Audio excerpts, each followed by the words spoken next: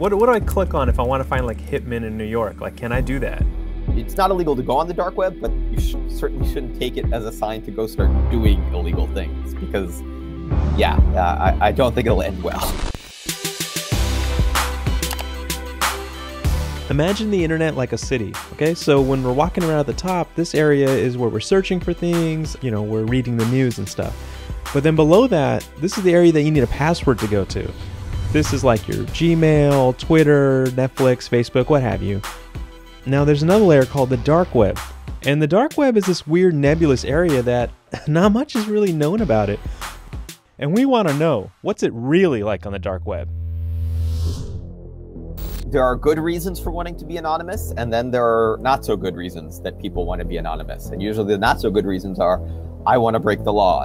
People talk about the dark web as this place for criminals to connect and plot attacks or sell weapons. Do-it-yourself ransomware kits on the dark web. Accused of leaking classified information to an online news site.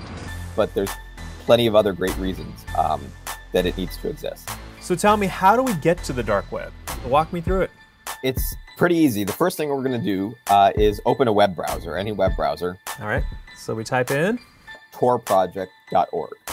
It'll take you to this page and you just click download Tor browser.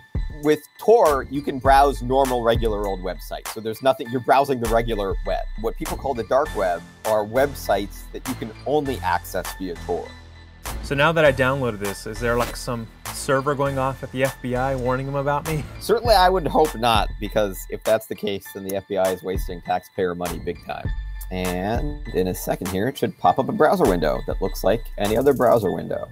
What's the cool stuff? Take me to the cool stuff. So you're not on the dark web yet. We could go to something called the Hidden Wiki, which is just like Wikipedia is, but it's a list of websites that are accessible via Tor hidden services.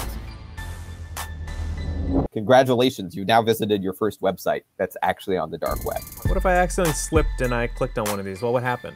I mean, it depends. If that particular website was the subject of some sort of law enforcement investigation, it could come to the attention of law enforcement. On the dark web, you do have to use a little more prudence, but generally speaking, it's not like just being on the dark web is going to get you in trouble. After spending a few hours on the dark web, I realized it's not really as scary a place as people make it out to be. It's not like the Matrix, there's no crazy code flying around everywhere. It mostly just looks like a normal web page. And yes, I did see some sketchy and definitely illegal stuff, but mostly it's just a place filled with this notion of anonymity. But if used correctly, it has the potential to be a great tool. Maybe you don't trust the government and you want to be able to get something out to the press.